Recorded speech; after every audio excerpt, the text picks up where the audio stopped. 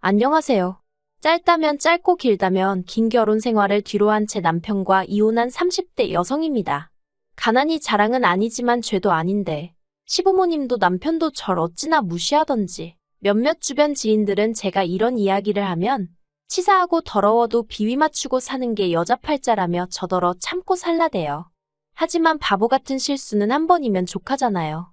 그렇게 살 바엔 혼자 사는 게 100번 1000번 낫겠다 싶어서 이혼했어요. 돌이켜 생각해보면 남편과 결혼하던 당시 저는 참 나약했던 것 같아요. 처음 남편과는 26살에 알게 되었는데 그때 저희 친정 형편이 워낙에 좋지 않았습니다.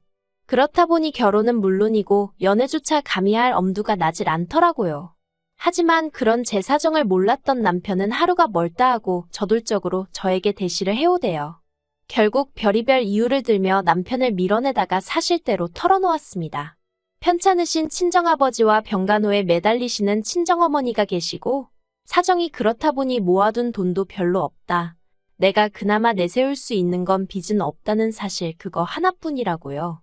그러자 남편이 한다는 말이 누가 결혼하자고 했냐고 일단은 연애라도 해보자는 거예요.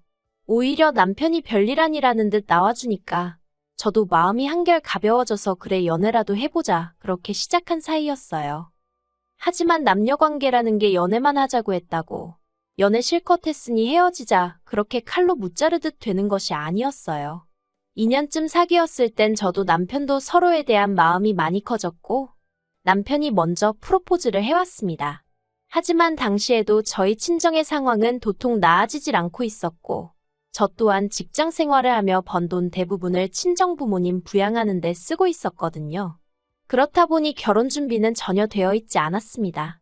그래서 마음은 찢어질 듯 아프고 고통스러웠지만 남편의 프로포즈를 거절했어요. 그런데 이번에도 남편이 쉽게 저를 포기하지 않더라고요. 이후로 3달 가까이 남편은 저에게 매달리며 계속해서 다시 한번 생각해보라 저를 설득하려 들었습니다. 저더러 하는 말이 저에게 돈이 있었다면 자기랑 결혼했을 것 같냐고 만약 그렇다고 싶으면 결혼하자대요. 시부모님 되실 분들도 이미 제 사정을 어느 정도 알고 계신데 그런 건 상관없다고 하셨다면서요. 사실 남편은 저를 만나기 전까진 평생 혼자 살겠다는 독신주의자였답니다. 그런데 저희 남편이 4대 독자거든요. 그렇다 보니 시부모님뿐만 아니라 시조부모님까지 뒷목 잡고 거의 쓰러지다시피 하셨다대요. 그런데 그랬던 남편이 저를 만나고 달라진 거예요. 그러니 시댁 입장에선 제 조건이 어떻건 간에 애딸린 유부녀만 아니면 된다는 식이었던 모양입니다.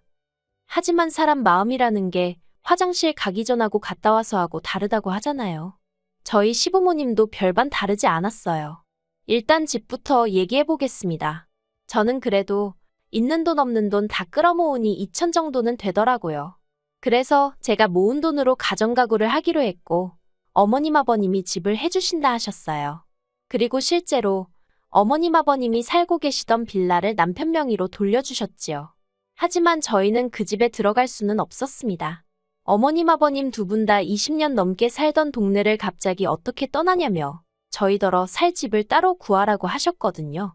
그래서 남편 앞으로 집이 생기긴 했지만 저희는 결국 대출까지 받아서 신혼집을 구해야만 했어요. 그리고 자격지심 때문이었는지 제가 모아둔 돈도 얼마 없는 상황에서 남편은 얼마나 모아뒀고 그런 걸 먼저 물어보기가 그렇더라고요. 혹시나 제가 남편 재산에 관심 있는 것처럼 보일까봐 무척 조심스러웠어요. 그렇다 보니 남편이 얼마나 모아뒀고 그런 걸 꼼꼼히 따지질 못했네요. 다만 남편이 지나가는 말처럼 1억 좀 안 되게 모았다고 했던 것만 어렴풋이 기억을 하고 있을 뿐이었지요. 그런데 막상 집을 구할 때 보니까 1억은 무슨 5천만 원 좀 넘게 들고 있더라고요. 물론 저보다야 많이 모아둔 건 사실이지만 남편이 저보다 3살이나 많았고 시부모님 가게에서 같이 일을 하며 월급은 넉넉히 받는다고 자기 입으로 몇 번이나 얘기했던지라 솔직히 좀 당황스러웠다고 해야 할까요? 생각보다 대출을 많이 받아야 했거든요. 그래도 평생 못할 것 같은 결혼도 하고 신혼살림을 꾸리기 시작한 이후로는 한동안 모든 것이 즐겁게만 느껴졌습니다. 이렇게 표현하면 어떨지 몰라도 평생 가난한 친정 뒤치다꺼리만 하다가 제 인생이 끝날 것 같았는데 남편을 만나 이후론 한마디로 숨통이 트인 기분이었네요.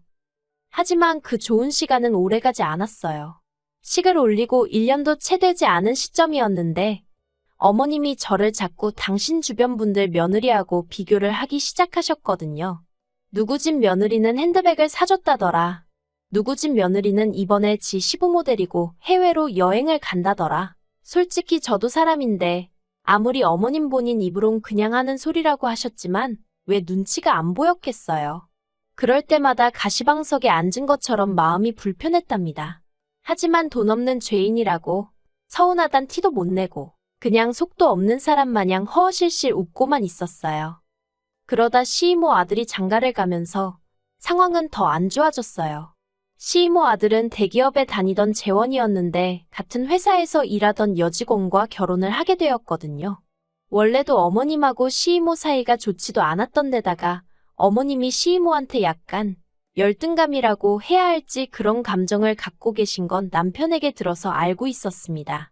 아무튼 그런 상황에서 시이모 아들이 저보다 훨씬 조건 좋은 여자를 만나서 결혼한단 소리에 어머님이 무척 배 아파하시대요. 염치 없게 들릴 수 있지만 저도 저대로 억울한 면이 없잖아 있었어요. 제 입장에선 까놓고 말해서 공동명의로 해주신 것도 아니고 하다못해 제가 그 집에서 살아본 것도 아니고 결국은 대출은 대출대로 받아서 매달 이자 내고 살기도 바빴으니 집을 받았다는 건 전혀 실감도 나지 않았습니다. 그리고 어찌나 어머님이 본인 입으로 생색을 내시던지 처음엔 죄송한 마음에 제가 거의 한 달치 월급을 털어 금팔찌도 해드렸어요.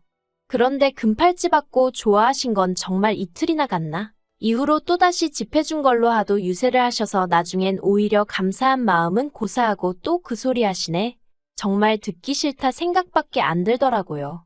하지만 시이모는 당신 자식 부부한테 서울 외곽이긴 해도 번듯한 아파트 한 채 떡하니 해주셨고 아들내외도 거기서 바로 살림 시작했어요.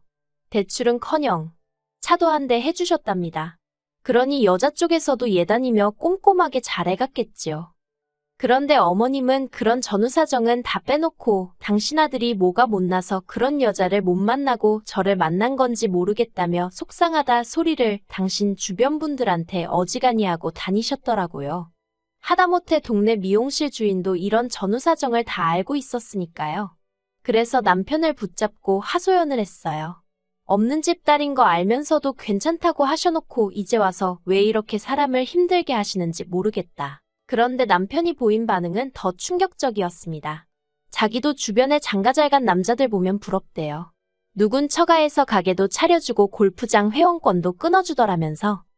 그런 말까지 들으니 정말 남편 하나 믿고 시집온 제 자신이 바보멍청이 같고 이제 이 집에서 믿을 사람 하나 없다는 생각에 그러면 내가 뭐하러 버티고 있나 싶대요. 어머님이고 남편이고 다 똑같은 사람들이란 생각에 한마디 말도 더 섞고 싶지 않았고요. 그리고 솔직히 당장이라도 이혼하자 소리를 하고 싶은 심정이 굴뚝 같았습니다만 그러면 제 꼴만 우스워질 것 같은 거예요. 그래서 유치하지만 어떻게든 보란듯이 성공해서 후회하게 만들어주고 그 다음에 남편이고 시부모님이고 보기 좋게 차버려야겠다는 생각을 했어요. 저는 고민 끝에 친정어머니께 손을 벌렸습니다.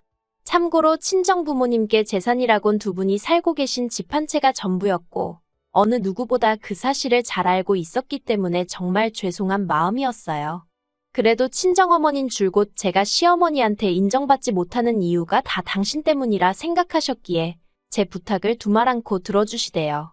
집을 담보로 대출 5천만 원을 받아주셨거든요. 그리고 저는 그 돈으로 작은 사업을 시작했습니다. 원래 다니던 직장은 출판사였고 거기서 편집일을 담당했었는데 일을 하면서 언젠가 기회가 되면 도전해볼 요량으로 제 나름대로 사업 아이템을 구상해 놓은 게 있었거든요. 그리고 그때부터 하루에 4시간도 못 자가면서 일을 해나갔어요. 남편은 제가 사업을 한다는 걸 우습게 생각했기에 직장을 관두는 걸 반대하더라고요. 아예 자기 등골에 빨대를 꼽기로 작정을 한 거냐는 막말도 서슴지 않으면서 말이에요. 그래서 결국 직장은 직장대로 계속 다니고 대신 출근 전 출근 후에 사업에 시간을 써야만 했습니다. 뿐만 아니라 집안일도 조금이라도 밀렸다 싶으면 허파에 바람 들었다며 어머님까지 단박에 쫓아오셨기에 정말이지 어느 것 하나 배려받지 못했고 도움도 받지 못하며 그저 악으로 깡으로 버텨야 했어요.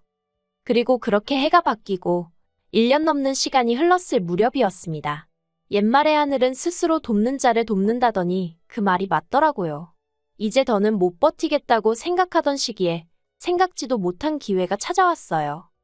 당시 저는 앞으로 딱 20곳의 회사만 더 만나보겠다. 그리고 그중에 아무도 내 회사에 투자해주지 않겠다고 하면 더는 미련 갖지 않고 사업을 접겠다고 작정을 한 상황이었습니다. 그런데 7번째로 만난 회사에서 투자를 하겠다고 연락을 해왔대요. 당시 20곳의 회사들 중 절반하고만 미팅을 가진 상황이었는데 말이지요. 이후로 제 회사는 무려 3곳의 대기업으로부터 투자를 받게 되었습니다. 꿈인지 현실인지 얼떨떨한 상황에서 하루가 다르게 회사가 성장해 나가기 시작했어요. 그리고는 심지어 언론의 주목을 받고 대한민국을 대표하는 상도 받게 되었네요. 제가 무슨 사업을 하는지 정확히 말씀드리긴 어려워요. 워낙 국내에서 드문 사업 모델이다 보니 아직 여러 가지로 조심스러워서요.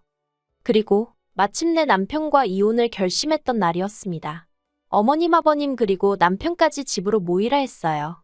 할 이야기가 있다고요. 그때도 저희 시부모님이나 남편, 다들 제가 무슨 사업을 하는지 관심도 없었고 제대로 알지도 못하는 상황이었지요. 그런 사람들을 모아놓고는 제 회사가 나온 잡지와 신문들을 들이밀었습니다. 처음엔 황당해하던 시부모님도 남편도 이내 꼼꼼히 내용을 읽어보기 시작하더니 금세 태도를 달리하더라고요. 특히 어머님이 보이신 반응은 가관이었습니다. 당장 좀 전까지도 차려놓은 것도 없으면서 시부모를 오라가라 하느냐고 있는 대로 짜증을 내셔놓고는 대뜸 저더러 그동안 고생 많이 했겠다며 수고했다 하시는 게 아니겠어요? 아버님도 언젠가 제가 사고 한번 제대로 칠 줄 알았다면서 잡지며 신문기사를 당신 핸드폰으로 찍으시고 지인한테 전화하시고 그리고 무엇보다 남편이 보인 반응은 어이가 없었어요. 그러면 이제 자기는 뭘 하면 되냐는 거예요. 자기가 대표를 하고 저더러 경영을 하면 되겠다면서 제가 황당해서 당신이 왜 대표를 하냐고 물었더니 원래 사업 같은 건 대표가 남자라고 해야 사람들이 신뢰를 갖는다나요. 어이가 없어서 그럴 일은 없을 거라고 딱 잘라 말했습니다. 제가 이렇게 다들 모이라고 한 건 오늘 남편과 이혼한다는 말을 하려고 그런 거란 말을 덧붙이면서 말이에요. 그러자 어머님이 그게 무슨 소리냐면서 뜬금없이 무슨 이혼이냐고. 이제 사업도 잘 풀렸는데 그러면 잘 살 생각을 해야지 이혼이 말이나 되냐면서 목소리를 높이셨습니다. 아버님도 저더러 여자가 이혼 소리 하는 거 아니라고 어른들 모셔놓고서는 별말 같지도 않은 소리를 한다면서 화를 내셨지요. 그리고 이내 남편이 제 손목을 잡아 끌고 안방으로 가자대요. 그렇게 방문이 닫혔고 전 팔짱을 낀 채로 남편을 가만히 쳐다봤어요.